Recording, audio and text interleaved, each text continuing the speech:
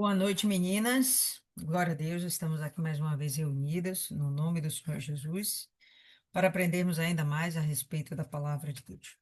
Hoje nós estamos meditando ainda no livro de Êxodo, estamos no capítulo 6, no comecinho, né? Essa jornada aí sobre Êxodo e o que nós vamos ver hoje é uma resposta de Deus à frustração de Moisés. Lembra que no final do último capítulo, Moisés ele fica meio que indignado ou com sua fé até meio balançada, perguntando a Deus por quê.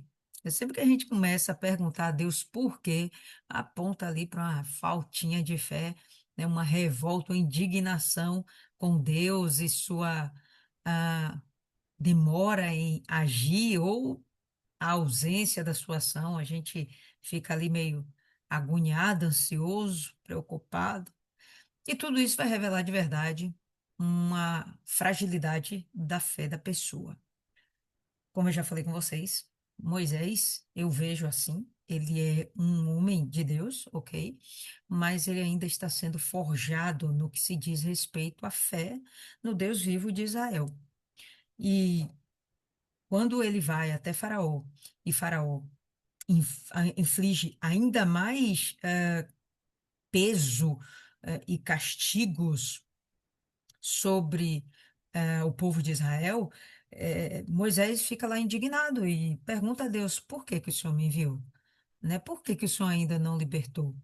E eu não sei, de repente na cabecinha de Moisés tivesse lá que ia ser algo rápido. Vai lá, Moisés, fala com o povo, fala com o Faraó, que eu vou libertar esse povo. E isso aconteceria do dia para a noite. Nós já conhecemos previamente um pouco de Êxodo e nós sabemos que não foi uma coisa tão rápida. Não temos certeza de quanto tempo levou. Tem gente que diz que levou semanas, meses, ano, não sei. A gente, ao final desse livro, talvez possamos ter uma ideia mais estabelecida a respeito desse tempo, desse prazo, mas uma coisa é certa não havia motivo para que esse povo duvidasse do cumprimento da promessa de Deus. Por que não havia motivo? Porque Deus sempre foi Deus com esse povo de Israel. E o milagre da salvação de Israel através do Egito era suficiente para que eles não duvidassem de que Deus estava cuidando de todas as coisas. Quando logo após um clamor deles, Deus envia um libertador, um profeta, para falar a eles, era para que eles confiassem ainda mais nesse Deus. E o que a gente vai ver é que quando a aflição aumenta, e aumentou realmente, eh, consistentemente, esse povo se volta, inclusive, contra o próprio Moisés. E Moisés fica ali questionando: não sei onde foi que eu errei, eu só obedeci. E a coisa não aconteceu. E aí ele vai falar com quem o enviou. Ok. E não há um erro nisso, né? Não há uma falha nisso. Talvez a falha fosse de Moisés acreditar que a coisa seria rápida. Mas Deus não lhe disse quanto tempo duraria esse processo de libertação. Deus não o preparou para isso, né? Então, Moisés não tinha como saber. Moisés não sabia do que estava por vir. Isso, ele não era Deus para saber o que estava por vir. Porém, ele vai e faz o que qualquer servo de Deus deveria fazer, qualquer filho de Deus deveria fazer. Ainda que tudo esteja dando errado, não se descabele e saia por aí que nem louco, vou sair da igreja, não sei o quê. Não. Se concentra no teu Pai, no teu Senhor, e vai perguntar a Ele. Por mais que essas dúvidas apontem para uma falta de fé ou uma falha, uma fraqueza na sua fé, ainda assim não significa que você não tem fé. Significa que você está sendo forjado na fé e está tudo certo. Então Moisés vai e pergunta a Deus: o que foi que aconteceu? Onde foi que eu errei? Talvez, né? ele pensasse que o problema foi ele. Caramba, eu obedeci, por que que não aconteceu, né? O que foi que eu fiz de errado? Mas, enfim, sem mais delongas, vamos apresentar a Deus essa meditação, pedir ao Espírito Santo o cuidado dele para conosco nesta noite e vamos estudar o texto, tá bom? Senhor nosso Deus, querido Pai, mais uma vez nos colocamos aqui à tua disposição. Estamos aqui desejosas, meu Deus, de aprender mais de ti, então fala conosco. Abre o nosso entendimento, o nosso coração para a tua verdade. Não deixe a gente sair, meu Pai, daqui dessa meditação vazios ou vazias, que cada dia mais o Senhor venha nos acrescentar conhecimento, entendimento e especialmente sabedoria. Que o Senhor, meu Pai, venha fazer a tua obra em cada uma de nós. Todas nós aqui, meu Pai, temos defeitos, todas nós aqui temos qualidades, mas uma coisa é certa: ainda não somos perfeitas e precisamos do teu auxílio. Precisamos que o Senhor esteja cuidando de cada uma de nós, dentro das nossas especificidades, cada uma com seu jeitinho, cada uma com suas necessidades, mas todas em uma só fé, colocando as vidas em tuas santas mãos. Que nessa meditação de hoje nós saiamos ainda mais fortalecidas, que as lições que o Senhor vai nos ensinar hoje não sejam apagadas da nossa mente e estejam realmente escritas na nossa alma. Quando for necessário, lembraremos dessa passagem ou dessas passagens e firmaremos os nossos pés na rocha que é Cristo, e a nossa fé permanecerá inabalável. Nos ajuda, Pai, nessa caminhada. Nos ajuda na caminhada da salvação. Em nome do Pai, do Filho e do Espírito Santo. Amém. E graças a Deus.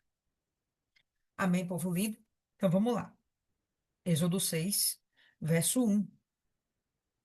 Então disse o Senhor a Moisés: Agora verás o que hei de fazer a Faraó, porque por uma mão poderosa os deixará ir. Sim, por uma mão poderosa os deixará, os lançará de sua terra. Em algumas versões fala mão forte, braço forte, mas enfim, todas essas palavras estão apontando para uma força. E, obviamente, essa força não seria a força de Moisés e nem a força de Israel, porque até aqui eles já foram reprovados. Tanto Israel, com o peso que começou a aumentar da parte dos egípcios, já enfraqueceu na fé e já está lá acusando Moisés de eles estarem sendo punidos e envergonhados, como Moisés está envergonhado e vai agora se colocar diante de Deus, né? E perguntar o que foi que aconteceu. O Senhor disse que ia libertar o teu povo, o Senhor me enviou, obedeci, fiz tudo certinho e a coisa está dando errado. Uma lição de cara que dá para a gente observar é a necessidade que nós temos de perseverança, assim como Moisés e Israel vai ter necessidade de perseverança. Outra lição, paciência. As coisas não são do nosso jeito. E às vezes, se forem do nosso jeito, na emoção, ah, das nossas, dos nossos anseios, provavelmente as coisas não vão sair tão boas quanto no tempo de Deus, de acordo com todo o script de Deus. Ele tem o seu modus operandi, ele tem um jeito dele trabalhar. O que nos cabe é confiar. Então, de cara, eu acho que já dá para a gente tirar essas duas lições. Nós, que dependemos de Deus, devemos ter paciência nele e devemos ter perseverança em nossa fé. Deus, ele de cara, não responde a Moisés dizendo, onde foi que você errou, Moisés. Não, ele vai começar a falar a respeito de si.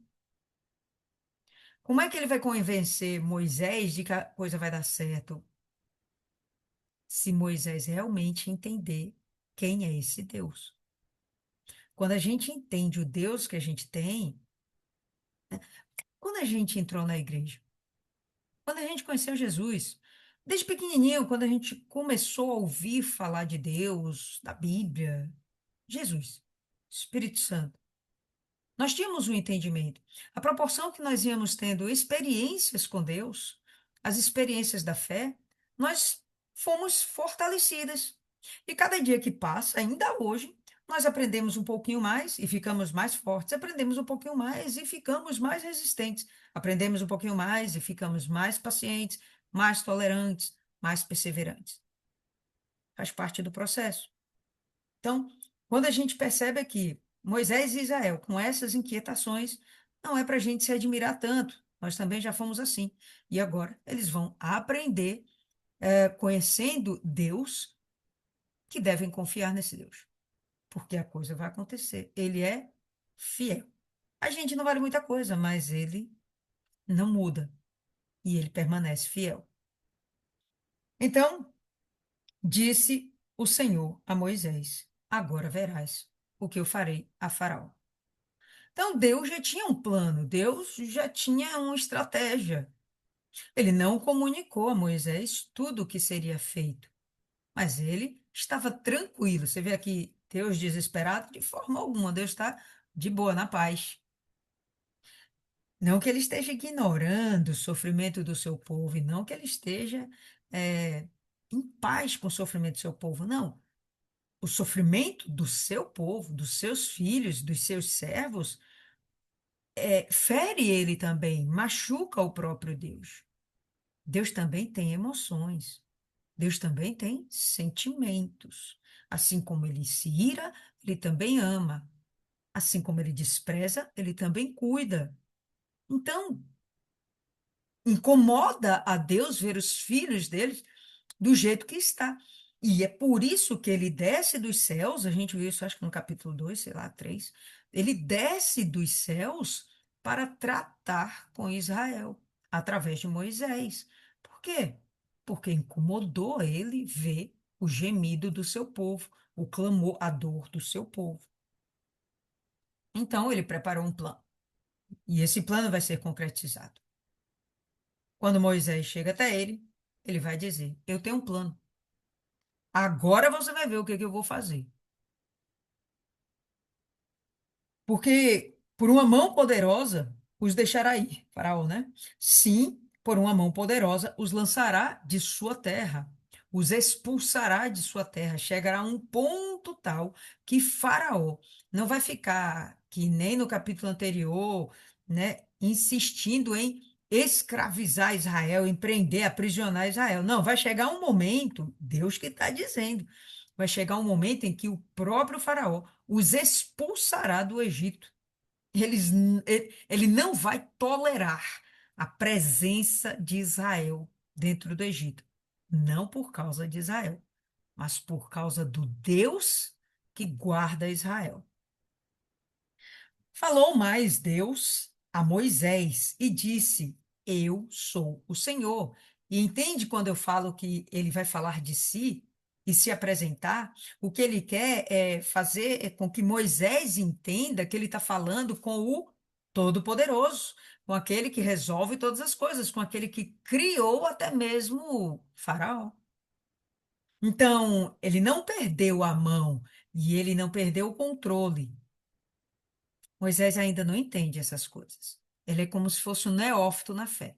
Eu entendo claramente que ele é um neófito na fé. Eu entendo que o período que ele passou com Jetro foi um período onde ele não teve aflição, um período de paz. Quando a gente não tem aflição, quando a gente não tem problemas, vamos combinar que a gente entra num estado de comodidade, de conformismo, e a gente não muda, não cresce. O sofrimento não é uma coisa ruim de todo. Ele tem o seu lado positivo, por mais que pareça paradoxal, mas existe algo de bom no sofrimento, que é nos trazer uma maturidade, nos trazer uma força, forjar em nós uma fé inabalável. Ele nos transforma. Claro, quem deseja, que quem não quiser usa o sofrimento para se tornar uma vítima, e aí a vida se torna uma lamúria, uma murmuração, uma angústia, uma tristeza, uma depressão e até suicídio. Mas aquele que desperta, ele entende que o sofrimento é um obstáculo que ele deve superar e que ele, com Deus, vai superar e vai seguir em frente. Vão vir outros obstáculos e ele vai continuar seguindo em frente. Simples assim. Mas você aprende isso com o tempo. Quando eu entrei na igreja, eu pensei que as coisas seriam mais rápidas. Pensei. Eu digo para você que teve, sei lá, talvez a coisa mais rápida que aconteceu foi minha libertação. Mas todo o resto tem coisas que até hoje não aconteceu. A salvação, ou melhor, a conversão e salvação de toda a minha casa é uma coisa que ainda não aconteceu. Eu tenho 26 anos de evangelho. Perdi a esperança? Só se eu for tola, só se eu não confiar nesse Deus. Continuo lutando, faço propósito, oro, boto o nome deles no altar, faço de tudo o que está ao meu alcance através da fé para que eu possa alcançar esse povo para Jesus. Mas tem coisas que eu ainda não conquistei e que eu achei no início que ia ser muito rápido. Se a gente desanima na caminhada, como eu já vi muitos, eu pego fotos do passado, de quando eu entrei na igreja e eu olho, são pouquíssimos os que permanecem na fé. Eu nem vou falar de permanecer na igreja. São contados nos dedos quem permanece na fé. Graças a Deus, Ele tem me sustentado e eu estou aqui permanecendo. 26 anos se passaram e o tempo que for para eu estar nessa terra, que eu permaneça diante dele. Mas diante das aflições e as respostas demoradas, as pessoas tendem a desanimar. Não sejamos nós assim. Que a gente aprenda a reconhecer quem é esse Deus. Então, Deus está se apresentando para Moisés. Moisés, eu sou assim, eu sou confiável. Vai dar certo. Só me obedece, vai dar certo. Falou Deus a Moisés e disse: Eu sou o Senhor. E eu apareci a Abraão, a Isaac e a Jacó como o Todo-Poderoso. E vamos esmiuçar: esse Todo-Poderoso é aquele que tudo pode. O poderoso é aquele que pode. O Todo-Poderoso é o que tudo pode. Tem como você duvidar ou desconfiar de alguém que tudo pode? Só se você quiser insistir na sua incredulidade ou na sua meninice espiritual, na sua infantilidade espiritual e ficar criticando Deus, reclamando com Deus que as coisas ainda não aconteceram ou que não aconteceram do seu jeito, do nosso jeito. Se a gente não amadurece espiritualmente, a tendência é sairmos da fé, cair mesmo e sair da fé. Mas se a gente está disposto a aprender, por mais que a gente passe por umas inquietações e fique perguntando a Deus por quê, por mais que a gente passe por essas situações, mas se a gente permanece, os porquês vão ser ditos, e se não forem ditos, vão ser vistos. Nós vamos entender claramente os porquês. Não tem dor de cabeça com isso. Então, o Todo-Poderoso, ele está aqui para respaldar Moisés e respaldar Israel. Mas pelo meu nome, o Senhor, não lhes fui perfeitamente conhecido. Eu acho interessante aqui. Algumas versões falam que eu não fui conhecido. Essa versão que eu estou lendo, ela fala não fui perfeitamente conhecido, porque sim, Deus já havia se apresentado com esse nome anteriormente. Todo-Poderoso é El Shaddai, mas não é esse nome que ele está falando. Ele está falando daquele nome que é o tetragrama em hebraico, que ninguém consegue pronunciar aquilo e que o homem deu um jeito de tornar aquilo pronunciável e é o que hoje as pessoas chamam de Jeová. De verdade, aquilo foi uma criação dos homens. O nome mesmo de Deus é impronunciável para o ser humano, tá certo? É impronunciável. A gente não consegue emitir aquele som. Não temos ainda essa capacidade. Então o ser humano colocou lá uns negocinhos para ficar compreensível ou falável, né, para a gente. E, enfim, é como ele se apresenta. E sim, ele já se apresentou dessa forma anteriormente, inclusive para Abraão, Isaac, Jacó.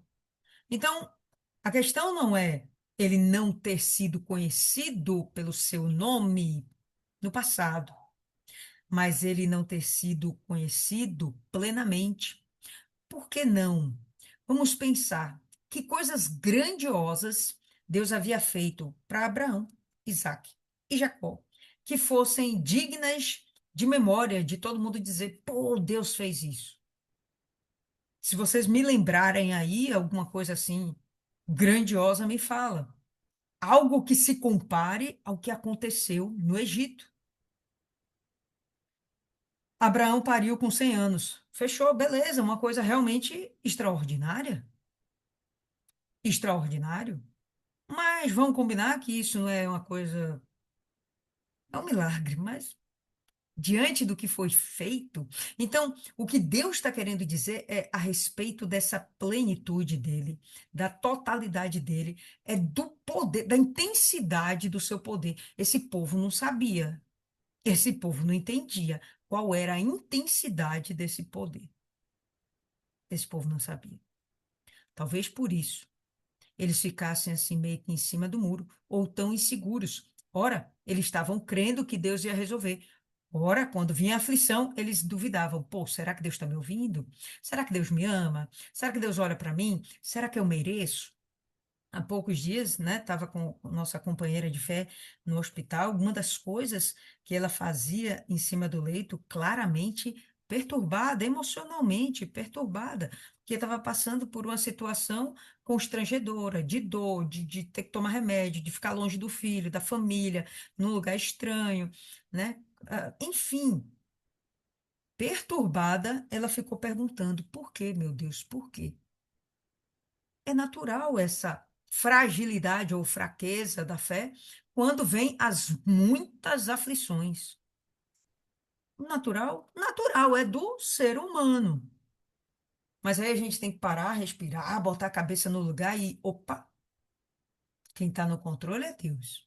Se Ele mandou eu fazer, vou em frente. Se Ele disse que vai me ajudar, vou ter paz. Se Ele disse que vai me prosperar, tá tudo certo. E por aí vai. Sempre uma questão de confiança. O que que Deus espera desse povo? Que esse povo confie nele. Então vamos lá. Não lhes fui perfeitamente conhecido, e também estabeleci a minha aliança com eles. Então, olha, eu sou o Senhor, Criador de todas as coisas, o El Shaddai, o Todo-Poderoso. E eu sou aquele cujo nome você nem é capaz de pronunciar. Mas eu lembro que eu fiz uma aliança com esse povo. E eu tenho uma aliança com esse povo e eu sou fiel. Eu não vou olhar para trás. Eu não vou fugir de Faraó. Eu não vou deixar vocês na mão. Então, esse é o papel de Deus aqui agora. Fazer com que cresça em Moisés a sua fé e a sua confiança em Deus. E também estabeleci a minha aliança para com eles, para dar-lhes a terra de Canaã, a terra das suas peregrinações, na qual foram peregrinos. Sim, anteriormente eles, Israel, já tinha sido peregrino na terra de Canaã. Abraão andou por lá, Isaac andou por lá. E o que a gente vai perceber é que Jacó também já tinha andado por lá e veio parar no Egito, mas eles iam voltar para lá. Por quê? Porque era uma promessa, acabou. Eles queriam estar lá, sei lá se eles queriam estar lá. Eu acho que eles eram tão, como poderia, tão acomodados. Me parece, às vezes, Israel, eu vejo, às vezes, eles como tão acomodados que eles não tinham grandes ambições. Não tinham. Sabe, esse tempo todo eles não criaram uma cidade. Esse tempo todo eles vivendo em tenda.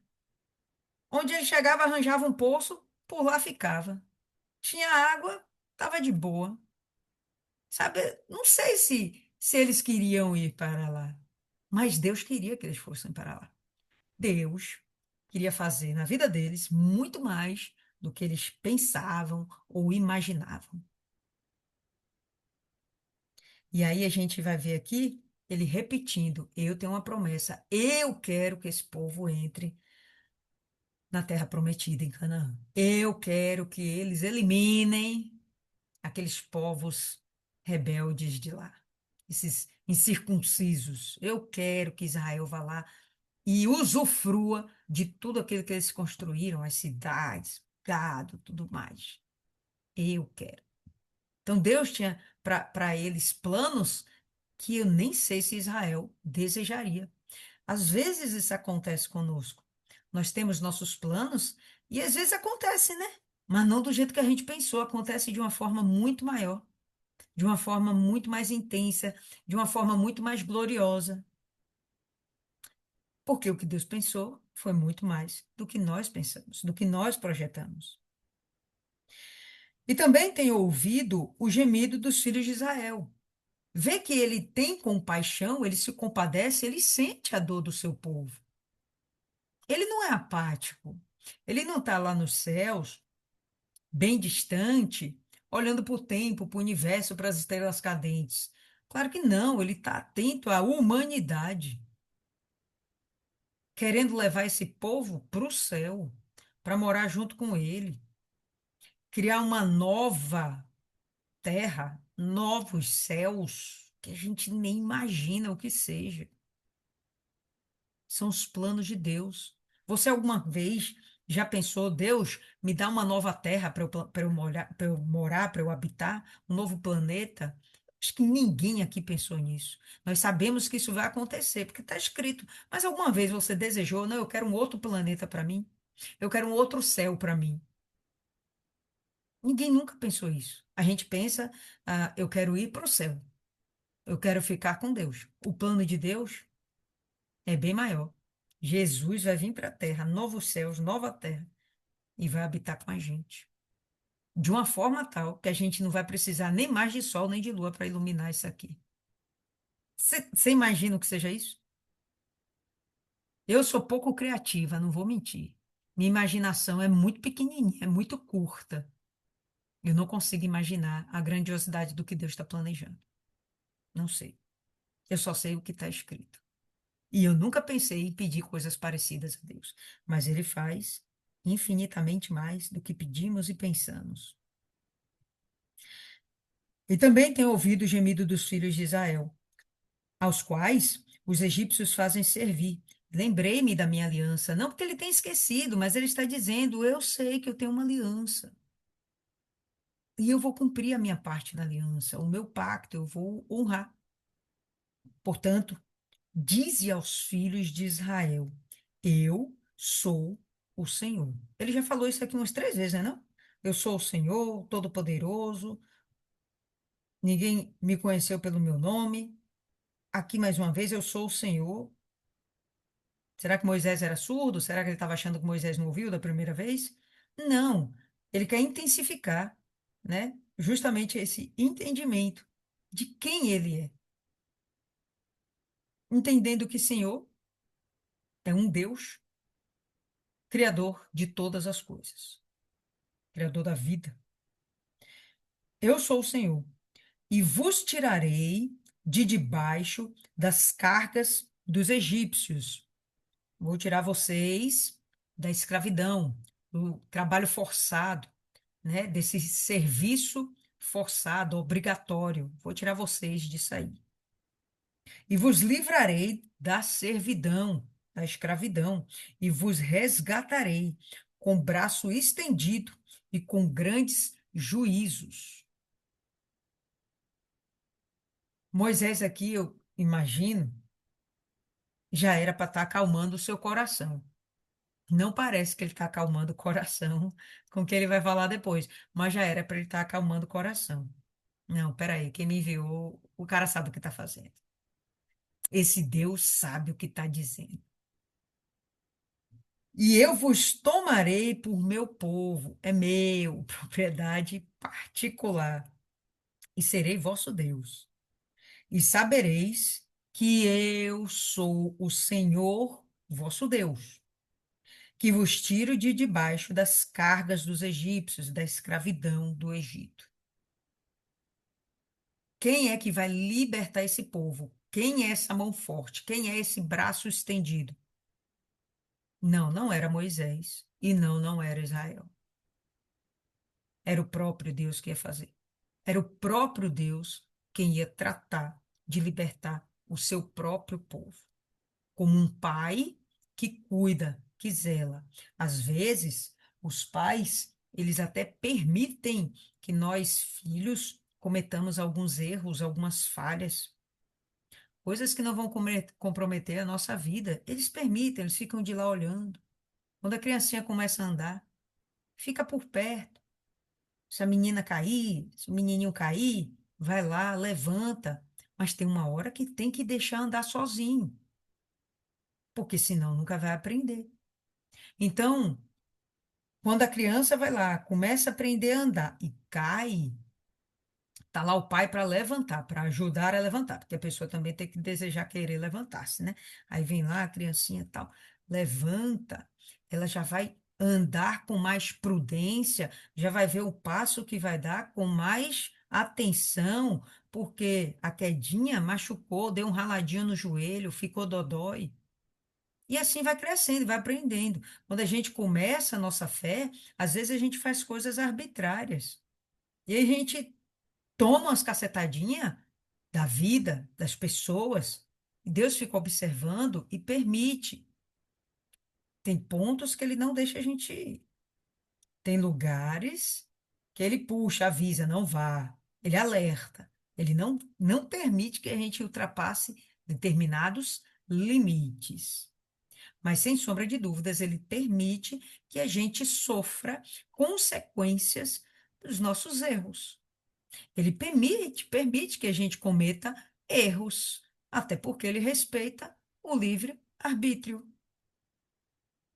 E enquanto a gente vai aprendendo, ele está lá do lado, orientando, cuidando, ajudando a levantar, fazendo a pessoa se recuperar. E aí a gente se levanta mais forte. Só se levanta mais fraco se a pessoa quiser. Mas o objetivo é a gente sempre estar mais forte. Eu vos resgatarei com o braço estendido e com grandes juízos. E os juízos agora estão no plural. Isso aqui já implica, o juízo é uma sentença, né? E uma sentença, no caso aqui, uma sentença de condenação. E nós sabemos que ele está falando das pragas. E Moisés ainda não sabe o que são essas pragas. Moisés ainda não está entendendo o que está acontecendo. Aos poucos, Deus vai se revelando para Moisés. E eu tenho certeza que aos poucos Deus vai fortalecendo Moisés. E sim, Moisés vai crescendo na fé. Ele chega de Midian para o Egito, ele chega um homem. Quando ele sai de dentro do Egito, ele é outro homem. Quando ele chega diante da terra prometida, ele é outro ser humano. Ele é muito mais fortalecido, né? Muito mais preparado. É o processo. E eu vos tomarei pelo meu povo, serei vosso Deus. Sabereis que eu sou o Senhor vosso Deus, e vos tiro de debaixo da carga dos egípcios, e eu vos levarei à terra, acerca da qual levantei minha mão, jurando que a daria a Abraão, a Isaque e a Jacó, e vou-la darei por herança. Eu sou o Senhor. Confia. Esse negócio de eu sou o Senhor é confia. Quem está te prometendo sou eu. E eu nem precisaria te prometer, não precisaria eu ter esse compromisso contigo, mas eu quero ter. Eu quero te dar o bom e o melhor dessa terra. Deste modo, falou Moisés aos filhos de Israel, mas eles não ouviram. Então, depois dessa conversa aqui, Moisés foi lá e voltou para os filhos de Israel. E falou o quê? Falou isso aqui que a gente viu. Olha, Deus apareceu para mim e ele falou comigo. E ele disse que ele é o Senhor. Ele disse que ele é o Todo-Poderoso. Ele disse que ele apareceu para Abraão, para Isaac e para Jacó. Ele disse que ele fez uma promessa para esses homens da fé, para os nossos pais. Ele disse que ele vai nos dar aquela terra por herança. Ele disse que antes disso vai nos tirar da escravidão. Ele disse que ele é o Senhor. Então, Moisés foi lá e cantou todo esse, toda essa, essa orientação de Deus para todos os filhos de Israel. Aí o que acontece? Desse modo, falou Moisés aos filhos de Israel, mas eles não ouviram a Moisés. Por quê? Aí vem a resposta: por causa da angústia de espírito e da dura servidão. Mais uma vez, povo lindo, as coisas, quando a gente tenta fazer as coisas certas, quando a gente tenta se libertar do pecado, quando a gente decide, não é tenta, quando a gente decide se libertar do pecado, sair das amarras do diabo, do sistema, desse mundo satânico, das coisas que nos levam para longe de Deus, quando a gente tenta, o diabo vai vir com mais força, porque ele quer nos intimidar e conseguiu aqui com Israel. Eles tiveram medo, não confiaram em Moisés. Por quê? Porque eles queriam uma coisa mágica. A fé deles era uma fé fraca. Foram lá, clamaram a Deus, depois de 400 anos, uma fé fraca. Não era para demorar 400 anos. Pô, beleza, vamos lá. Clamou, e aí ouviu uma resposta de Deus. E aí, como a coisa piorou, não, pô, pera, esse Deus está de brincadeira, ou esse Deus não existe, ou Moisés é um falso profeta. O que é que eles chegam aqui à conclusão? Eles não dão ouvidos a Moisés. Moisés não fala da parte de Deus. Quem é Moisés na fila do pão? Por causa da angústia de espírito e da dura servidão, que só aconteceu depois que Moisés apareceu. A coisa já estava difícil? Estava difícil, mas piorou. Piorou. Por causa de quem? Moisés. Então, na cabecinha deles, Moisés, você é um problema. A gente não quer mais te ouvir, não. Falou mais o Senhor a Moisés, dizendo: entra, pronto, já falou aí com Moisés, né? Tá certo. Ou, já falou aí com Israel, né? Tá, tudo bem. Agora você vai fazer o seguinte: você vai agora falar com o Faraó. Ó, entra e fala a Faraó, rei do Egito, que deixe sair os filhos de Israel da sua terra. Ele já tinha falado antes, não já falou? Falou. O que que Israel, o que que Faraó fez?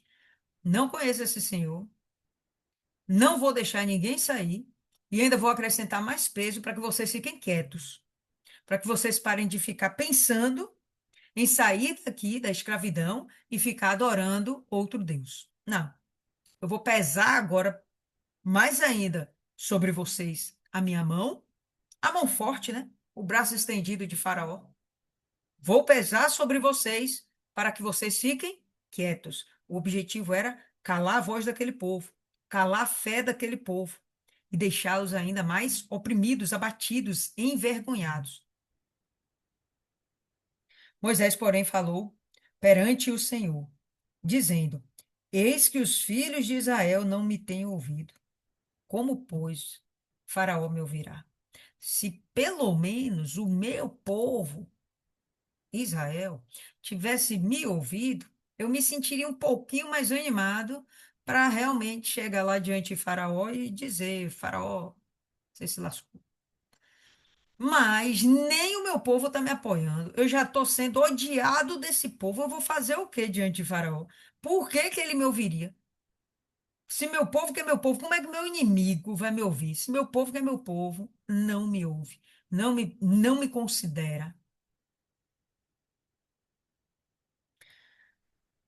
Eis que os filhos de Israel não me têm ouvido, como, pois, Faraó me ouvirá? Também eu sou incircunciso de lábios. Um termo aqui bem diferente, né? Quando a gente pensa em incircuncisão, imediatamente a gente pensa numa pessoa desconvertida. Não é nem desconvertida, é que nunca se converteu, né? Porque desconverteu, é porque um dia se converteu, mas não. Quando a gente pensa no incircunciso, é alguém que nunca se converteu. É um ateu. Mas a gente não está falando de um ateu, a gente está falando de Moisés. Sim, ele já conhece e confia, ou melhor, ele crê que Deus existe. A confiança dele ainda não é tudo aquilo, mas ele está aqui lidando com Deus, né? Se achegando a Deus. Perdeu o medo de estar diante de Deus, inclusive.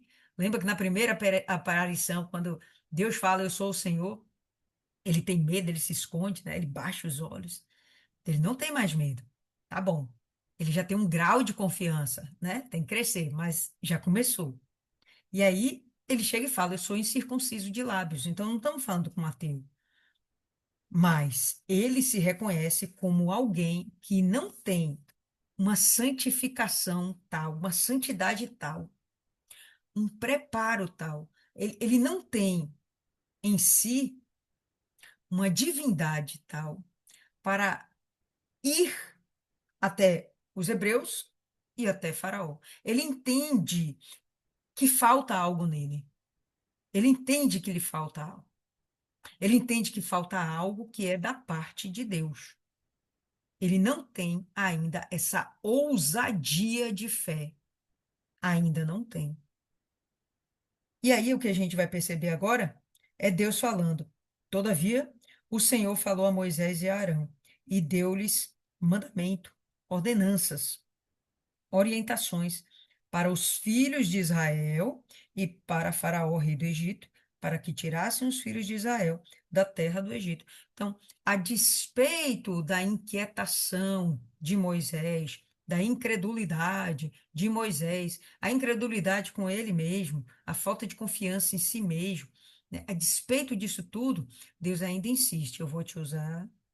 Tu vai voltar e vai falar lá com os hebreus, e tu vai voltar e vai falar para Faraó, e vai dizer para Faraó que é para deixar meu povo ir. Era mandamento e acabou. Tá dizendo aqui que foi um pedido? Não. Deus continua investindo em Moisés, acreditando que ele tem potencial. Sim, sem sombra de dúvidas, ele tinha muito potencial. E o que a gente vai ver agora é um discorrer sobre quem é Moisés. A legitimação de Moisés como um enviado de Deus para libertar Israel. Um enviado de Deus para cuidar de Israel, como o próprio Deus cuidaria. Então, o que a gente vai ver agora parece uma coisa meio que sem sentido, mas não é sem sentido. É legitimando a pessoa de Moisés. Então vamos lá. Estas são as cabeças das casas de seus pais. Os filhos de Ruben, o primogênito de Israel, Enoque, Palu, Esrom e Carmi. Estas são as famílias de Ruben. Então, Ruben, primogênito, primeiro filho de Jacó, primeiro filho de Israel, ele teve outros 4 filhos. E os filhos de Simeão, Gemuel, Jamim, Oade, Jaquim, Zoá e Saul, filho de uma cananeia. Aqui a gente já tem mistura, né? Algo que Deus não queria. Mas Simeão se misturou com um cananeu, no caso, uma cananeia, né? Mas com o povo cananeu através de casamento. E a gente está vendo aqui que tem um filho nisso aí.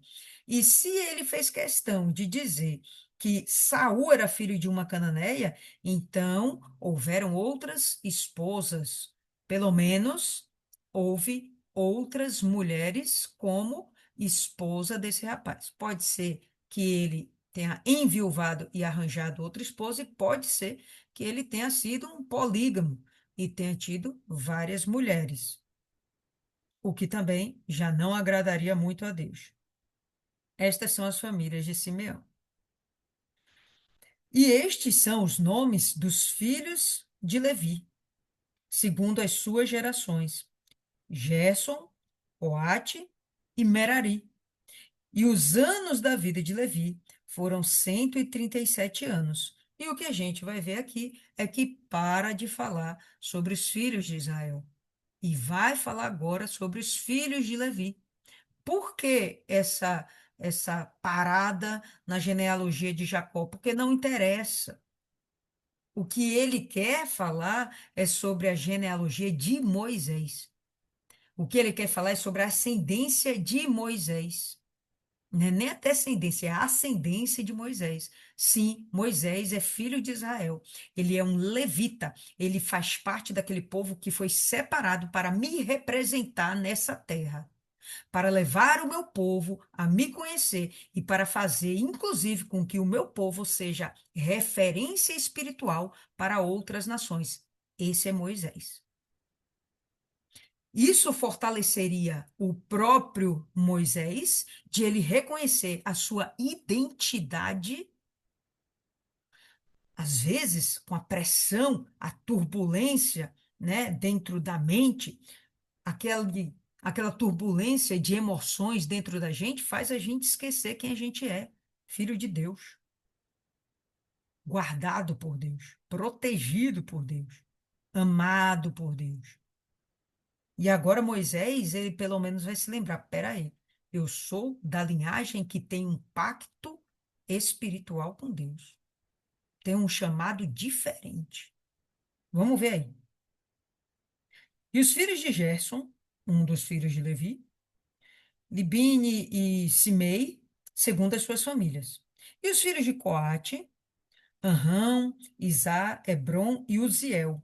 E os anos da vida de Coate foram 130 anos, 133 anos. E os filhos de Merari, Mali e Muzi, estas são as famílias de Levi, segundo as suas gerações. Agora vamos entrar mais detalhadamente na família de Moisés. E Arão, que foi filho aí de Coate, que era filho de Levi, que era filho de Israel. E Arão tomou por mulher a Joquebede, sua tia. Tudo bem, até aqui nada de estranho, como eu já falei, nada para a gente se escandalizar. Ah, o sobrinho casou com a tia, nada para se escandalizar, porque até então não existiam essas regras ou obrigações dentro de Israel. As leis a respeito das relações conjugais vão vir justamente com Moisés depois da libertação desse povo. Então, até aqui pode ter essa mistureba aí. Depois a gente vai ver que não pode mais, tá? Arão tomou por mulher a Joquebede, sua tia, e ela deu-lhe Arão e Moisés. E os anos de vida de Arão foram 137 anos. E os filhos de Isá, Corá, Nefeg e Zicre. E os filhos de Uziel, Misael, Elzafã e Citri. E Arão tomou por mulher a Eliseba, filha de Aminadab, irmã de Naasson, e ela deu-lhe Nadab, Abiú, Eleazar e Itamar, que foram depois levitas dentro da casa do Senhor, sacerdotes. A partir de Arão, que vem a linhagem de sacerdotes.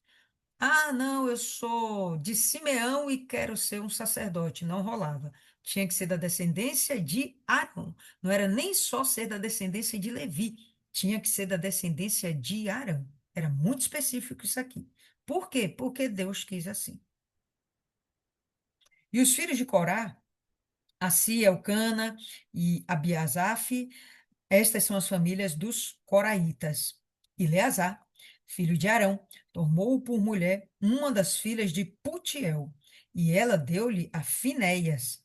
Estes são os cabeças dos pais dos levitas, segundo as suas famílias. Estes são Arão e Moisés, aos quais o Senhor disse: Tirai os filhos de Israel da terra do Egito, segundo os seus exércitos. Estes são os que falaram a Faraó, rei do Egito, para que tirasse do Egito os filhos de Israel. Estes são Moisés e Arão. Então, essa parte da genealogia é para valorizar justamente a identidade de Moisés e Arão, especialmente Moisés, que vai ter uma importância muito maior como profeta, legislador e libertador desse povo, e mais, juiz desse povo, que ele também vai julgar esse povo. Então, ele acaba tendo na, na responsabilidade dele uma plenitude de obrigações, como se fosse, sim, Deus aqui na terra cuidando de Israel em todos os sentidos. Certo, povo lindo? Então vamos lá. E aconteceu que naquele dia, quando o Senhor falou a Moisés na terra do Egito, falou o Senhor a Moisés dizendo: Eu sou o Senhor. Da mesma forma como Deus valoriza a identidade de Moisés e de Arão, ele valoriza também a sua identidade. Eu sou o Senhor. Mais uma vez ele repete, dizendo: Eu sou o Senhor. Fala a Faraó, rei do Egito, tudo quanto te digo, vai e obedece. Então disse Moisés perante o Senhor: Eis que sou incircunciso de lábios. Como, pois, Faraó me ouvirá? E aí a gente vai ver as cenas dos próximos capítulos. Mas o que a gente percebe é que ele continua até aqui. Moisés continua com essa insegurança. Quem sou eu para que esse povo creia em mim? Ainda que ele tivesse já feito os sinais, lembra? O sinal de jogar lá o bordão no chão, o cajado no chão, transformar em serpente, voltar a ser cajado, né? Aquele sinal da mão leprosa, aquele sinal da água do Nilo ser jogada na terra e se transformar em sangue, tudo isso ele já apresentou para Israel. Mas ele entendia que isso não era suficiente para convencer Israel e nem para convencer o próprio Faraó. Por isso ele se refere a si mesmo como um incircunciso de lábios. Ele não tem a devida capacitação espiritual para estar desenvolvendo essa função, ainda que ele entenda que ele é um levita e as responsabilidades do levita, que até aqui, certamente, ele já conhece. Povo lindo, é o que nós temos aí para hoje. E agora, passar aí a palavra para vocês. O que que vocês entenderam aí? O que que vocês têm a acrescentar a respeito do assunto? Maiana, você quer participar aí? Fala aí. Boa noite de novo. É, o povo egípcio não temer a Deus, não confiar, a gente até entende. Eles tinham vários deuses e até aqui a gente não vê nenhum deles falar com eles. Mas a gente vê Deus falar com esse povo. Deus tem um momento que fala com Moisés e tem um momento que fala com Arão. E mesmo Deus dizendo que não foi reconhecido perfeitamente através de Abraão, Isaac e Jacó, mas ele fez um mistério da luz. Ele fez uma cidade, duas cidades, né? Ou eram uma, era duas, né? Sodoma e Gomorra. Sim. Ele exterminou aquela cidade, ele fez fogo Uhum. cair do céu. Aonde que a gente viu qualquer outro Deus fazer isso? Ele exterminou toda uma geração com um dilúvio. E esse povo sabe que foi o Deus dele. Os egípcios tinham lá os deuses dele, os animais faziam o que queriam. Mas esse povo, a história foi passada de pai para filho. E o fato dele ser peregrino já dizia muita coisa. Eles tinham que peregrinar, não ficar acomodado no lugar. Só que chega uma hora que a zona de conforto da pessoa fala mais alto e a carne da pessoa por si já não quer se sacrificar. E fora que quando a gente está passando por algum problema e a pessoa já fez tudo, ainda vem os irmãozinhos, para não dizer outras coisas, que começa a querer botar pecado onde a gente não tem, que nem Jó. A gente viu isso em Jó. Os amigos estavam ali dizendo que ele tinha pecado, que não tinha condições, mas Jó sabia quem ele era e mesmo assim não aconteceu o milagre. E não aconteceu, às vezes não é porque a pessoa não fez nada, é porque Deus quer mostrar que ele é Deus. Porque se Deus der de mão beijada, a pessoa vai achar que foi simples e quem está vendo de fora vai dizer, não, o que aconteceu foi natural. E Deus não quer mostrar o natural. Deus, ele quer se manifestar de maneira sobrenatural. Às vezes a pessoa fala, porque você não está orando, porque você não está procurando emprego, porque você se acomodou. Mas só a pessoa que está passando pela situação sabe tudo que ela está. tá fazendo a vida dela com Deus, porque a vida da pessoa com Deus é uma coisa que ninguém pode enfiar a mão no fogo. Só quem sabe é a própria pessoa, Deus e o diabo. E muitas vezes dá raiva, porque cada um sabe seus sacrifícios. Só que as pessoas não querem assumir seus erros. Elas querem ter alguém para culpar. Esse povo estava lá, estava envolvido, digamos que, de certa forma, está envolvido na idolatria com aquele povo, porque viu tanto e acaba se tornando uma coisa natural. E, num estalar de dedos, quer que Deus faça tudo para eles. E depois eles mesmos vão dizer, não, aconteceu o que tinha que natureza, foi o que tinha que acontecer, foi o curso natural das coisas. Antes eu não entendia por que Deus endureceu o coração de Faraó. Endureceu o coração de Faraó porque ele mereceu. Ele, ainda que Deus disse que o próprio Deus ia endurecer o coração, mas se ele tivesse saído da primeira vez, Deus não ia manifestar as maravilhas. E o povo ia achar que fez por medo, porque eles eram o maior número. E ainda tinha isso, que eles eram maior quantidade que o egípcio. Eles poderiam muito bem se juntar e fazer uma rebelião, pegar umas enxadas, uns pau. Mas Deus, ele quis mostrar que ele era Deus. E quando toda vez que ele fala, eu sou o Senhor, e foi eu que te mandei, então você vai lá e vai me obedecer, você tem o meu respaldo. Porque às vezes as pessoas criam raiva de quem é de Deus, implicam sem motivo, mas o motivo é o diabo não se conforma em perder aquela alma. O diabo não se conforma em deixar um servo de Deus em paz e não envergonhá-lo. Porque às vezes no trabalho ou em qualquer outro lugar, as pessoas implicam com quem é de Deus, aparentemente sem motivo nenhum, mas não é sem motivo nenhum, é o diabo que estava procurando brecha, e às vezes a pessoa também não presta, que não é só o diabo, e começa a perseguir aquela pessoa, e ainda assim Deus vai livrando, mesmo que às vezes dê vontade de desistir, dê vontade de chutar o pau da barraca, mas eu digo por mim, eu já passei por muita coisa, mas eu nunca pensei em abandonar Deus porque eu só tenho Deus. E ainda que eu não tivesse a Deus, ainda que eu tivesse todos os recursos, eu reconheço que sem Deus eu não sou nada. Até onde eu conduzi a minha vida sem conhecê-los, deu ruim. E graças a Deus eu entendi muito cedo que idolatria não salva ninguém. Me arrependo de cada bala que eu deixei de comprar para comprar vela para santo, porque eu aprendi com meu pai. E eu não precisei de muita coisa. Isso eu entendi por mim sozinha. Eu falei, rapaz, tô acendendo vela, não tá resolvendo. Vou gastar mais meu dinheiro com isso, não. Rasguei umas imagens que ele tinha me dado, porque é a autoridade de Deus. E é Deus quem livra e é Deus quem guarda.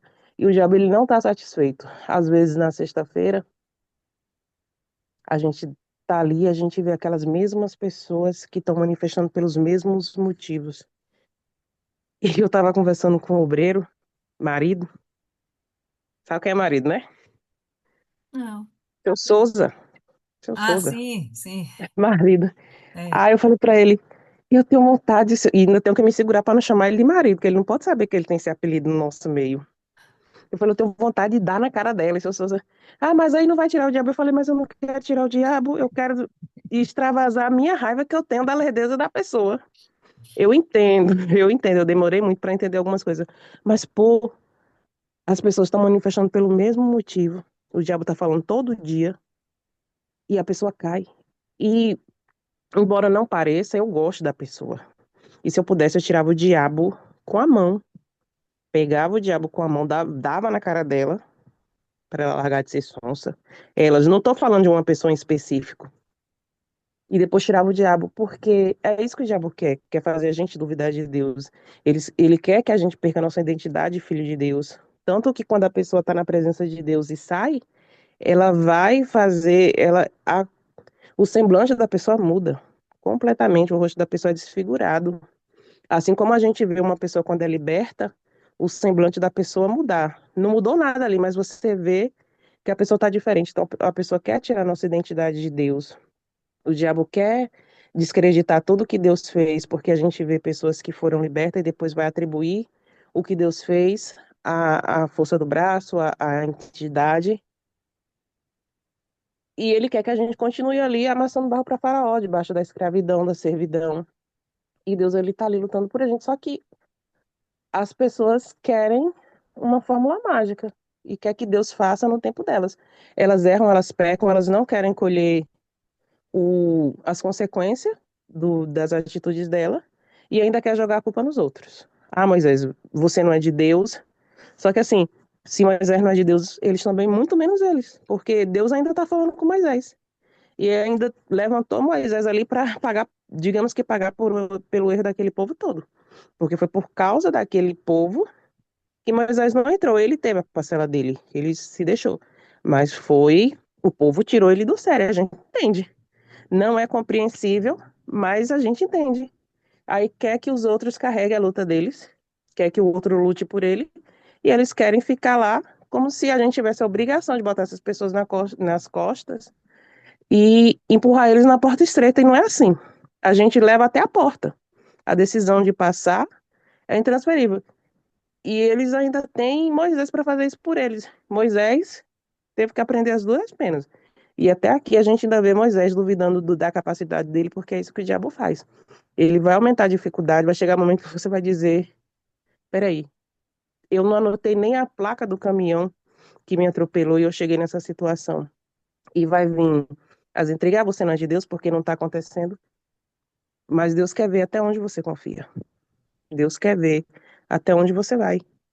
E o próprio Deus vai calar a boca de todo mundo, porque quando esse povo sai do Egito, todo mundo vai comentar. Deus vai fazer grandes maravilhas e o povo nem está preparado para isso, porque às vezes a pessoa quer que Deus faça uma coisa que ela não está preparada. Eles não estavam preparados para serem livres ainda. Eles, por qualquer coisinha, reclamam. Ah, era melhor voltar para o Egito. É o pão e circo. É igual o povo aqui. O povo reclama, reclama, reclama. Reclama de prefeito, vereador, todo mundo. Mas na hora que o prefeito coloca uma banda ali na praça para fazer um show, é fulano toda a vida, é ciclano toda a vida. Eu fico olhando, meu Deus do céu, eu não tenho paciência para isso. E é aí que a gente dá graças a Deus, que Deus não nos ouve. Porque se Deus fizesse com a gente tudo que a gente fala e pensa, eu não estaria mais aqui. Com certeza não estaria mais aqui, ninguém estaria aqui. E graças a Deus que não que não só a misericórdia dele, mas a misericórdia daqueles que ele levanta por amor desse povo. Porque tem que ser muito amor por orar por quem te persegue, por quem te acusa e por quem te culpa quando nada dá certo. Porque hoje, até para orientar alguém, a gente tem que ter cuidado, porque dependendo do que a gente falar, a pessoa vai dizer: ah, mas eu fiz o que você mandou e não deu certo. Então é complicado, mas a misericórdia de Deus ela nos alcança e nos faz entender que é para Ele, por Ele e por causa dele e que vale a pena. E esse povo ele estava focado aqui na terra, eles estavam focados no que eles viam. E a gente tem que ser que nem Abraão, viver na terra, mas visando o céu. E até então eles ainda não tinham esse conhecimento. Aí fica até difícil culpá-los, mas não tinha porque não queria. Quando vem esse excesso de opressão, é fazer igual você. A gente compreende, a gente entende. Não é para ser assim, mas a gente entende. Quando vem esse excesso de opressão, de perturbação no coração do homem, uma tragédia na família, aí acrescenta isso, tragédia na vida financeira, e vai, parece uma doença. Quando vem essa turbulência, que aqui no texto é representado pela escravidão, pela dura servidão, né? A pessoa não tem tempo de pensar. As emoções não deixam. A pessoa fica ali variando entre a ira, entre o desespero, entre o ressentimento, entre a esperança, e fica naquele looping infinito de sobe e desce. E a pessoa não sai de dentro daquilo. Quer dizer, não sai assim. Se ela não quiser, óbvio. A gente tem que ter um momento do despertamento. Quando eu era jovem, adolescente, criança, adolescente, a gente passou muitas dificuldades muitas dificuldades mesmo, especialmente financeiras, mas não era só financeira, não, era tudo, né? Saúde, família, tudo. O pacote era completo. Mas eu tinha dentro de mim um desejo de sair daquela situação e poder ajudar minha família. Se tinha alguma coisa que me motivava, era poder ver minha família numa situação diferente. Tinha algo que me motivava. E às vezes as pessoas não acham o que as motive. Eu imagino que esse povo de Israel estava realmente perdendo as esperanças. Por mais que eles tivessem feito lá o clamor, e obviamente mostrando uma clara fé em Deus, a gente percebe também essa fé ondulante, né? Mas dá para a gente entender. A pessoa não pensa. A pessoa não pensa. Quando chegou uma fase para mim, onde eu acreditei que, pô, agora eu vou conseguir realizar aqueles sonhos de adolescente, quando eu era mais jovem, e a coisa não aconteceu, isso é doido, cara. Eu caí num desespero da desgrama. E aí eu realmente tentei suicídio. E por passar por essas experiências, e sem sombra de dúvidas, foi Deus que me guardou. Em cada tentativa foi Deus, e eu não conhecia Deus. Mas, e não tinha ninguém orando por mim, porque o povo lá de casa era da macumba ou era ateu. Então, quando veio o desespero e a esperança que eu tinha se acabou, que era eu me formar e então eu poderia crescer, desenvolver, e quando eu vi que a coisa não aconteceu, aquilo foi desesperador para mim. E aí, realmente, se a pessoa não tem Deus, depois que eu conheci Deus, passei situações tão ruins quanto as que eu passei antes de conhecer a Deus. Só que agora eu conheci a Deus. Então eu tinha dentro de mim a convicção de que pelo menos eu não podia parar. Não era nenhuma certeza de que eu ia alcançar. Eu não tinha essa maturidade de fé. Eu só tinha dentro de mim uma certeza que era eu não posso parar. Eu não sei se eu vou alcançar isso, uma vida financeira próspera, um casamento legal, entendeu? Saúde. Eu não sei se minha família vai se converter, eu não sei. Naquela época, não sei. Mas eu sei que não dá para eu parar. Não posso desistir. E veio perturbação de todos os lados, dentro da família, dentro da igreja, no trabalho, tudo, tudo, tudo. É realmente perturbador. Eu digo que a gente realmente entende. Não é para ser assim. Não é para ser assim. Aí, quando entra o poder da fé, a gente, ó, assenta, eu vou respirar. E o que eu não sou capaz de resolver, vou entregar na mão de Deus e só vou confiar. Claro que isso é uma caminhada. Quem dera eu aprendesse tudo isso, ou entendesse tudo isso no primeiro dia que eu ouvi falar a palavra Jesus. Quem dera. Mas levou um tempo. Fala, fala, fala, Maiana. E o pior é isso, porque além de estar com desespero, ainda vem os outros falar, e o pessoal fala, ah, não dê ousadia, não se importe. Gente, a gente querendo ou não, a gente se importa. Pode não admitir, mas se importa. E tem sim comentários que, dependendo de quem for a pessoa que vai fazer, a gente só olha e ri e pronto. Mas tem comentário de algumas pessoas que vai doer. E principalmente quando é na sua saúde. Eu vou ser bem sincera, eu não tem certas coisas que, por algum motivo, o meu cérebro me desliga. Daquela vez que seu amigo falou comigo e ele, não, ele veio falar aquelas coisas pra mim, eu, vixe, meu Deus. Lembra que a senhora perguntou, Maena, o que é que ele falou? Eu disse, não sei, ele disse que eu vou morrer. Ele não disse isso. Ele não disse isso, ele disse que ia serrar, que ia ter que serrar a boca, que ia fazer o que ia acontecer. Quando ele falou aquilo ali, eu só me senti caindo assim, queda livre. Eu cheguei na igreja, eu sei que eu cheguei na igreja, mas eu nem sei como. Astrid, mas eu não sei o que eu. Sei não, mulher, não fala comigo agora não. Eu quero ir embora. Não é uma coisa automática. É tipo assim, não é algo que, porque eu quero. Simplesmente o meu cérebro, como defesa, ele me apaga. A pessoa tá ali me perguntando, eu vou responder. Mas se me perguntar depois o que foi que ele falou, não sei. Ele disse que eu vou morrer. Pronto. E, e a gente reage no automático. E cada situação a gente reage de um jeito. Porque assim, eu falo para Deus, Deus, eu só tenho a saúde. Eu já não tenho boniteza, eu não tenho riqueza. E ainda ter a saúde pode. Não é nem ter a saúde pode, porque se for prestar atenção, o que eu sinto fora do DTM, eu não andava doente, eu nunca fiquei internada na minha vida. A primeira vez que eu tomei soro foi aqui.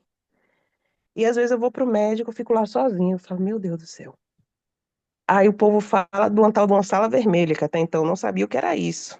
E queria nem ter sabido. E com a situação da evangelista, eu fiquei pensando, meu Deus, se acontecer isso comigo, eu tô perdida, porque eu não tenho ninguém aqui. Se o povo não fica ali 5 minutos comigo numa emergência, vai ficar comigo uma noite lá no hospital? Fora que as pessoas. E não é questão de dizer, ah, porque o povo não quer. Primeiro que cada um tem sua vida, a gente entende isso. E segundo que a gente também não quer ficar incomodando os outros. E eu fiquei pensando, eu falei, meu Deus. Aí o Buco, conversando comigo, ele começou a falar umas coisas. Eu, ó, doutor, não me fala nada não, viu? Deixa pra lá, não quero saber não. A fono, entrou uma fono lá no trabalho e ela veio começar a me explicar umas coisas. Eu, deixa eu te dizer uma coisa. Não me conta não, não quero saber não. Ah, não quero saber não. Só faz o que tem que fazer, mas não me conta os procedimentos, não me conta os detalhes, não me conta mais nada, eu não quero saber de nada. Porque depois eu não vou saber o que você está me dizendo. E o diabo, ele faz isso, ele faz a pessoa pensar que ela está sozinha. Mas se não tiver ninguém para nos animar, a gente vai ter que se levantar sozinho. Às vezes eu penso em Jeremias. Jeremias não queria ser profeta. Deus escolheu Jeremias lá no ventre, e eu penso a mesma coisa. Eu falo, "Oh, meu Deus, para quê? Antes, né? Pra que que eu nasci? Pra ver briga dentro de casa, pra escutar minha mãe me dizer as coisas que ela diz, era melhor morrer. Mas não tem outra explicação além daquela que Deus tem um propósito. Se ele nos manteve até aqui, é porque ele tem algum propósito com a gente. E às vezes não é nem que a gente não saiba, mas sempre o pessoal sempre fala assim: "Poxa, eu conversei com você aquele dia e você falou uma coisa que me levantou". Aí eu, vixe, eu falo muitas coisas. Mas ele sempre vai te usar. Aí, por mais insignificante que o diabo queira tentar fazer você sentir, que nem ele fazia com Moisés, a gente vai entender que Moisés era importante porque ele serviu de exemplo para Oséias. Não foi lá grandes coisas Oséias também, mas ele serviu de exemplo. Em algum momento, ele foi útil para aquelas pessoas. E é isso que o diabo não quer. Não quer que a gente inspire os outros, a vida financeira. Ah, mas você não pode falar de prosperidade porque você está com problema. Eu também achei a mesma coisa. Eu falei, ah, não, vou me formar, vou fazer alguma coisa. E quando eu falo que eu já fui atrás de estágio em vários lugares, as pessoas olham assim e ficam falando como se, não, eu não acredito. Aí eu não, ninguém é obrigado a acreditar. E chega uma hora que o próprio Deus fala, é no meu tempo, e quando eu fizer, ninguém vai poder dizer que foi o acaso. É para mostrar a glória de Deus, porque se com seu braço você tivesse conseguido, a senhora ia se voltar para Deus? Não ia, se sua Pouquíssimo vida tivesse provável. boa. Pouquíssimo provável. Se a vida das pessoas estivesse boa, infelizmente elas não iam se voltar para Deus. É na dor, e alguns nem na dor, nem na dor. Eu quase perdi minha irmã, eu fiquei sabendo depois. E minha mãe falou: Ah, eu sabia que você ia rir. Não é, gente, eu não vou rir por maldade. O meu cérebro, dependendo do que me contar, eu vou ter uma crise de riso e vou começar a chorar. Ao mesmo tempo, dependendo do que for. A minha mãe disse que minha irmã desmaiou, começou a convulsionar. Por causa de um gafanhoto, gente. Pelo amor de Deus, um gafanhoto. E mãe dizendo que ela desmaiou na escola e começou. Ela tá sem voz, não fica rindo, não. Viu? Que eu já ri demais, eu não quero mais esse pecado. Que ela desmaiou, começou a se debater, e eu caí na risada, e mãe. Eu sabia que você gosta de fazer gozação com a cara dos outros. Eu falei, mãe, é involuntário. E às vezes a pessoa pensa que é por maldade. Aí a minha outra irmã contou uma outra situação e eu olhando assim, eu falei, depois que eu consegui tomar a situação, eu agradeci a Deus, porque assim, não tá salva a minha família. E eu falo para Deus, ó, eu não me importo em prosperar, eu não me importo com muitas coisas, eu quero que a promessa da minha família ser salva se cumpra. Dessa eu não abro mão. Se ela tivesse que morrer ali, que morresse, mas que morresse salva. Que às vezes a pessoa, ah, não, eu quero que. Não. Deus, se o Senhor, se tiver que acontecer alguma coisa agora, e isso for para salvar a alma, o Senhor pode até levar. Se não tiver salvo, dê uma chance, porque no fim é isso, a gente se esforça tanto para salvar a alma daquele povo. Porque o que Moisés estava fazendo ali não era libertando o povo do egípcio, ou do Egito. Ele estava libertando almas para Deus. Le- Tecnicamente era para aquelas pessoas irem para o reino do céu. Mas infelizmente o poder não está na nossa mão. E se a gente esmorecer, não é só a gente, porque dizem que quando a gente, Schindler, né, diz que quando a gente salva uma pessoa, a gente salva o mundo. E são muitas, muitas vidas e tudo se resume a isso. O que a gente vai fazer aqui vai ecoar na eternidade é as almas que a gente, as pessoas que a gente vai conseguir levar para o reino de Deus. São as almas que serão salvas. E não adianta a gente se esforçar tanto, porque por mais que a saúde seja importante, no fundo, todo mundo luta e todo mundo quer a conversão da sua família. Porque se eu morrer agora, eu sei que eu tô salva. Amanhã eu já não garanto, porque amanhã é outra história, aí eu não sei. Mas se eu morrer agora, eu tô salva. E na minha família também não tinha ninguém para lutar por mim. É todo mundo, por enquanto, tá no terreiro. Por enquanto, porque eles vão se libertar, nem que seja no último dia. É isso que eu quero. E se, e se eu morrer e não tiver mais ninguém para orar por eles? Porque, pelo que eu vejo, eles não estão orando nem por eles. Vão orar pelos outros. É complicado. Deus vai levantar um libertador, eu creio, mas eu quero ver a minha família liberta. E eu creio que todo mundo quer isso, assim como a gente quer libertar o povo. Porque Moisés não tinha obrigação nenhuma. O povo estava dizendo ele poder. Se bem que ele não teve coragem de dizer para Deus, eu não quero. Ele dava dificuldade, mas eu acho que lá no fundo ele queria, que em nenhum momento ele não disse, eu não quero, eu não vou. Ele foi muito sábio, porque eu acho que eu deveria ter dito, eu diria isso, que eu não sou uma pessoa certa. Ele não disse eu não quero, né? Ele só dizia envia outro no meu lugar. Tá bom. Ele dava uma desculpa e Deus ia lá e dava duas capacidades. Era pior ainda. Você não pode fazer isso, não, agora você vai fazer dobrado. Vamos ver aqui, Fabiane. Aí, Fabiane, você pode emitir sua opinião e faz a oração final.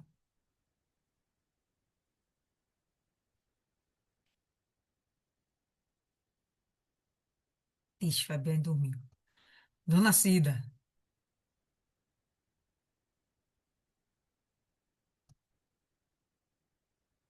Não, Dona Cida, a senhora não dorme, não, não acredito. Não durmo, não durmo, não. É, eu acho, assim, a incredulidade, né? E a aprovação leva a gente a várias. A aprovação que eu falo é as circunstâncias que a gente está. Aí as guerras, aí leva a gente a perguntar a Deus, fazer perguntas que não é para fazer, né? Porque a gente erra em perguntar o porquê. Desde quando a Rapidinho, gente rapidinho, Dona Cida. Rapidinho. Eu ia falar para a senhora ou aproximar do fone ou tirar o fone de ouvido. não estou com fone, não, estou com a caixinha, porque eu não escuto nada no Ah, celular. então, Ouviu? agora melhorou. Agora melhorou. Eu estou falando bem alto. Já. Porque nós conhecemos, né, Deus, tá? Ouvindo direito agora? Melhorou. Nós conhecemos agora Deus, né? Mas no nosso, não sei porque nós éramos novos na fé, né? A gente sabia, a gente não conhecia Deus, então a gente era incrédula, como Moisés falava, né? Se possível. A gente era. né? Eu não conhecia, então a nossa incredulidade faz a gente agir assim. O porquê? A gente sabe, eu posso tudo, né? Deus pode tudo, a gente sabe. Eu estava conversando hoje com uma senhora, ela é da Igreja do Céu. Ela disse que o marido dela já foi tirado de câncer, metástase, né? E tudo. Aí a gente conversando e disse, poxa, é. Aí depois ela veio, eu já fui curada disso, já fui curada daquilo, tá me ouvindo? Sim? Já fui curada disso, já fui curada daquilo. Aí daqui a pouco ela disse, ah, minha filha, hoje eu acordei porque eu tenho uma alergia, que misericórdia, e eu tenho que ficar tomando. A senhora me falou tanta coisa, eu estava já empolgada com a fé da senhora. Agora a senhora vem para cá, me diz. Eu falei assim mesmo. A senhora vem para cá me dizer que a senhora tem uma alergia que não cura. Mas que Deus, a senhora diz que Deus é o médico dos médicos. Ah, mas ele deixou os médicos para que a gente possa ser paliativo. Não! Que a senhora disse que o seu marido foi curado de um câncer que era terminal e que várias curas a senhora obteve. E por que essa alergia da senhora não é curada? É incredulidade, eu falando com ele, é incredulidade. Às vezes a gente é incrédulo, a gente vê o poder de Deus e a gente esquece no momento que ele pode curar a gente, manda essa alergia para o inferno, pelo amor de Deus, para não ficar tomando corticoide atinge várias coisas, faz até problema cardíaco, a senhora já sabia disso? Ela, mas você sempre procurando levar alguma coisa que do foco que Deus pode curar. E Deus pode todas as coisas, e a gente tem que crer. Às vezes, na tribulação, a gente esquece, como eles aqui, esqueceu até Deus falando cara a cara com eles, né? E será possível que eles não estavam vendo que ele podia, que talvez pedir, falasse com Deus, que queria aquilo, e Deus ia fazer? Então, a gente é incrédulo. Tem certas circunstâncias que nós nos tornamos incrédulos, né? E isso a gente tem que estar sempre vigiando para não cair nessa incredulidade. Porque quando é dos outros, a gente sabe, faça isso e aquilo. Aí, quando é da gente, a gente vai, né? E esquece que Deus é o médico dos médicos. Porque eu clamo, eu oro Isaías 53. Eu digo, sim, ele levou sobre si todas as dores e todas as enfermidades. E por que a senhora está com essa enfermidade? Mas às vezes até provação. Provação? Que provação? Bota a cara no chão, pelo amor de Deus. E clama que a senhora vai ficar curada dessa alergia. Tudo bem, pode ser até provação, porque a senhora talvez esteja orando um pouco, isso e aquilo. Aí Deus quer mais oração da senhora. Mas a senhora não pode permanecer, não. A senhora já tem quase 8 anos com isso aí, que apareceu. Não, não, não, não, não, não. Ele tem que curar, viu? Deus tem que curar, fala aí com Deus. Misericórdia, não fala assim não, porque Deus é Deus. É isso mesmo, mas ele quer nossa fé. Pronto. Vai procurar confusão logo quando nascida, rapaz. Depois eu estou com algum problema, eu vou e converso, falo, e toda hora eu digo, meu Deus, eu estou sendo chata, né? Mas eu sou igual aquela viúva. Eu vou falar, eu vou falar, até o senhor me ouvir e me responder, porque ouvindo o senhor está, mas não está me respondendo. Aí vem, ele vai e pronto, acabou. Deus é Deus. Tá certa, dona Cida. Ora aí pela gente, abençoa aí a gente. Meu Deus, meu Pai, em nome do teu filho amado, Senhor Jesus Cristo, Pai, que o Senhor enviou para que a gente cresça nele. E quando a gente crê, meu Pai, de fato e verdade, quando a gente clama, de fato e verdade, não demora muito, não. Não demora muito, não. O Senhor vem logo, desce logo, se providência, Pai. A gente tem que crer E o Senhor está na frente de tudo, que o Senhor manda em tudo. O Senhor é, eu sou, eu posso tudo. Então, se o Senhor é, eu tenho esse Deus que pode tudo, então eu também posso, porque o Senhor me fortalece, meu Deus. Envia anjo, meu Pai, legião de anjo aqui agora. Se tiver alguém necessitando, meu Pai, no nosso grupo, de algo, meu Pai, dá para ela, Pai. Pela minha fé, eu creio. Se tem alguém doente aqui, meu Deus, no nosso grupo para sacrifício, cura, meu Deus, agora. Cura o íntimo, cura a família, meu Deus, que está necessitando na vida financeira, sentimental. Faça, meu Deus, com o seu poder, porque nós cremos em um Deus magnífico, soberano, digno de honra, de glória, de louvor, de adoração. E através de tudo isso, meu Pai, o Senhor nos traz, meu Pai, uma bandeja repleta, meu Pai, de bênçãos. Pai querido e Pai amado, te louvo e te glorifico, meu Pai, porque só tu és santo. Santo, santo, santo é o Senhor, meu Pai. Eu entrego esta noite, essa maravilha, meu Deus, que nós degustamos aqui, meu Pai, nas tuas mãos. E o teu entendimento, meu Pai, nos dá. Revela os teus mistérios, meu Pai, para a gente. Porque aqui, meu Deus, está a fonte da sabedoria, a tua palavra, meu Deus. Aquele que crê verá a tua glória, Pai. Eu entrego este dia nas tuas mãos. E que o dia de amanhã venha a ser melhor do que o de hoje, Pai. Em nome do Deus que é Pai, Filho e do Deus que é Espírito que é Santo, que é o teu Espírito. Amém. E graças a Deus. Amém, povo lindo. Então é isso aí.